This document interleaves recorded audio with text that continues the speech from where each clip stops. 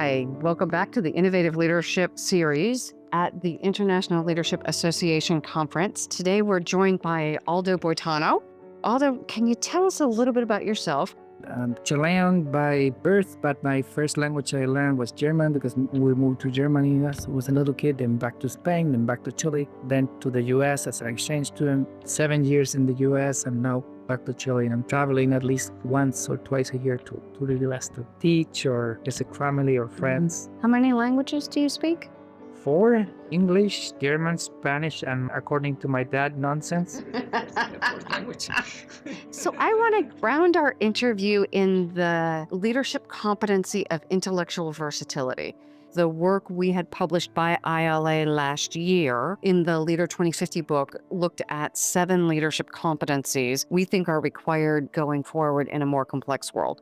Let's start with, why does mountaineering help you be a better leader? Because that's going to seem a bit like a non sequitur. My background, or your original background, is industrial civil engineering. In Chile, we study 6 years. That means you go for the bachelor degree and then the master's degree all together. And no one stops studying at the bachelor's degree. On year number 5.5, I organized something called Breaking the Squares. Out of, 800 students that enrolled every year in the various engineering fields, we had guys who were famous pianists, guys who were Olympic wrestlers, me who was a climber, people who paint, poetry, and it was a lot of art and a lot of other things. And I keep finding that over and over again. So long story short, I got my degree because it allowed me to do mountaineering. I did one day the other way around. I have a dad who was awarded the presidential award for being the most outstanding engineering graduate back when he graduated on a mechanical engineering. Lots of relatives in my family were famous for their technical side of brain. So I said, maybe I'm not that bright. Back then also organized a poetry contest and things. So, but then in life, in working life, then I realized that the ability to overcome difficulty, positive view on life, even though I lost my dearest friends because of mountaineering, they died at ages. And a lot of emotional, personal, and social are important to succeed in life. I've been the CEO of a large ski area, the CEO of a company that sold the mining equipment and things like that. Now I'm independent, like I said.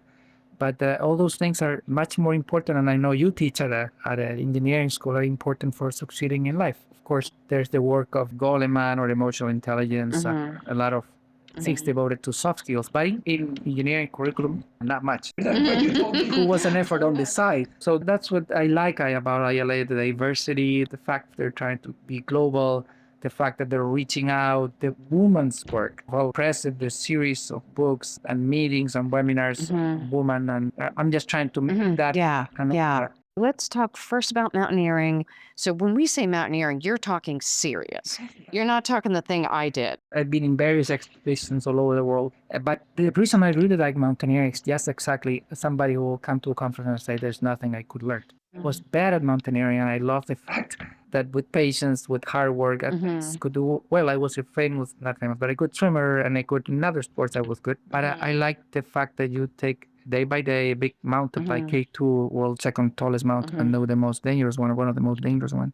We did a successful expedition back in 1996 without anybody being lost or dead. People who were close. And I've been in many other mountains like Mount Denali or Mount Himalaya in Alaska and else. But the fact that you take people out of the comfort zone, or you take yourself as an individual out of the comfort zone, and then once you're in that comfort zone, hopefully not in a panic zone. Yeah, but sometimes that happens. But in a conference, it won't happen. And then you say, well, this person out of arts, it's good. There's something to value it. There's something on ethics that I should add to what I preach in my company, or some of those tools. For some reason, when we kind of specialize, somebody said that the last book I wrote on management was the Onward Son on the Greek philosopher and the treaty, and the book, forgot the name of the book, but it was a book written 2,500 years ago. And what I meant to that is, we as human beings have always been the same people. Maybe a long time ago, we didn't have 7 habits or 10 commandments. You understand? Yeah. And we had the same challenges, and it was a mix of physical challenges, of intellectual challenges, of social challenges, and sometimes you will address them individually or by family or by community. And nowadays it's just, okay, why do I need for my business to do good? to do other things. Why every time there's a crisis on ethics or reputation or this and that, then the people go back to these things. I think a conference like this, where people from different walks of life, famous consultants, famous professors, but also practitioners and people from other fields, it's good for your mind, for your life, for your business. I attended my first conference in Barcelona last year. Back to this intellectual versatility. Hearing people from several European countries talking firsthand about the Syrian immigration and how their countries were dealing with it, not the stuff that was sanitized, and the real world challenges that we have precious people who are being persecuted. So how do we grapple with the ethics of sharing a planet where we have people who are being killed, and yet we don't want to go outside of our comfort zone? Where are the ethics there? Really, some of those conversations really stuck with me. I remember getting into a room in Barcelona. I was with a group of guys who had started a foundation in Medellin, Colombia, to just pure reaction of a killing of a graffiti person or something. Oh. And they created a foundation to arts against violence. But their presentation was with this timeline on the political timeline, all the crisis in Colombia at the time, and their response every time. Every time there was some problem, like a and they will, instead of 200,000 people going, 500,000 people will go and do a music festival. And how they really recuperated their space, and how people who were against or for whatever guerrilla of the government, how they will bring themselves together towards art and towards peace and everything. And why? I don't know about this. Why in the news I only see one? Why? Yeah. It wasn't like trying to convert you into something. They just presenting what they did, how they did it. The still questioning that they have till today, their challenges they're facing, and it was like you said, kept bouncing on different rooms on different things. And each of those gives me something to think about, that now when we have a negative impact to our company, the real world of someone kills themselves. I was in a session a couple days ago, and then one of our people left because one of the students had committed suicide. This is a real situation. What is the positive antidote? Because the suicide is a very real impact on the child, obviously, who's no longer here, the family, the students around them, the folks in the dorm. That ripples out. So are there things that we do that build positivity? Back then, I was surprised.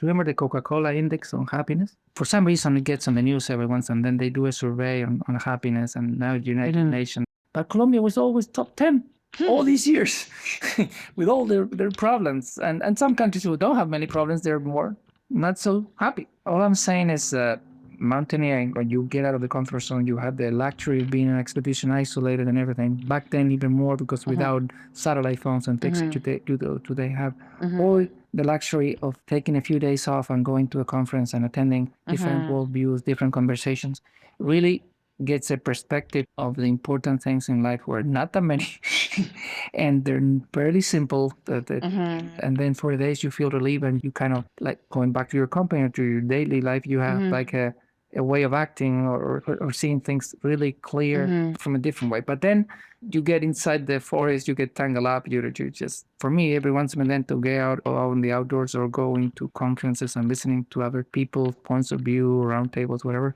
It's a good way of re-energizing your life and your goals, and try to do something. We actually presented a book, and it's called Breaking the Zero-Sum Game. And we collected tales from around the globe, from China, from Sri Lanka, from South America, and US, kind of theories or ideas from colleges in the US. So the notion that why to win, you have to beat somebody. Why? And you make things that everybody wins, and how that inclusive leadership was about. But it was eye-opening. And campus riots, Arab Spring. This is what Pope Francis, when he visited Obama, it was Angela Merkel dealing with the Syrian immigration. Those were the topics. The civil rights, the Dreamers Act, all those things happened in just in a 90-minute span with 13 people who spoke. It was like a world travel, a history travel. I work with a researcher who talks about the idea of positive deviance. What do we learn from those significant outliers on the positive side? And what do we learn from those individuals? So I want to shift gears only slightly, because everything we're talking about is sparking in me the idea of vertical development, that I make significant development not on my skills, but in my meaning making, only by going out of my comfort zone. And it is that either extreme discomfort, as in you're on a mountain wondering if you're going to die.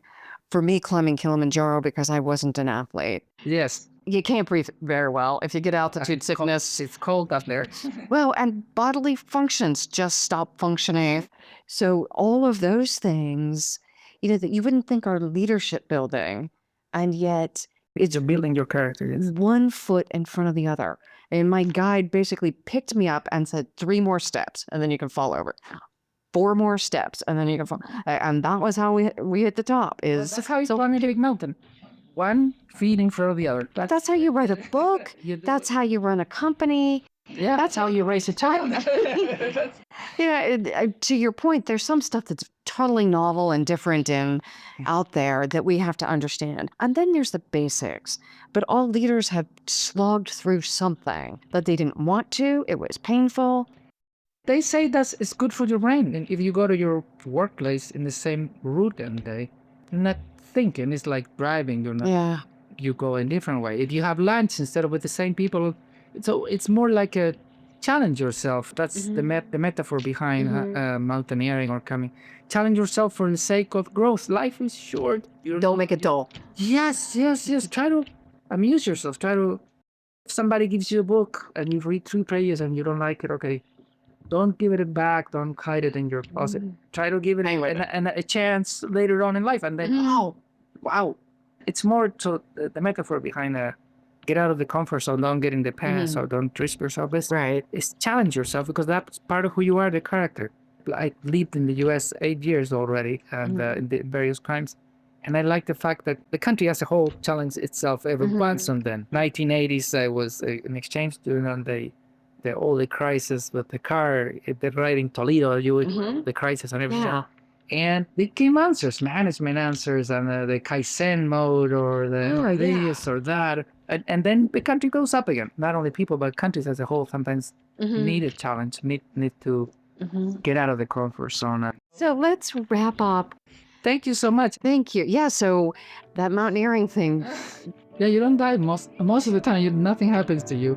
Yeah, now I say a good hiking trip is I bled and I got lost and I fought. The best thing of going to the outdoors, you love your bed like you're never slept. You like your and your restroom. Food, your restroom, showers. Yeah. Things you take for granted every day. You're so happy to see them back. On that note, Aldo, thank you so much. It's been quite a delight.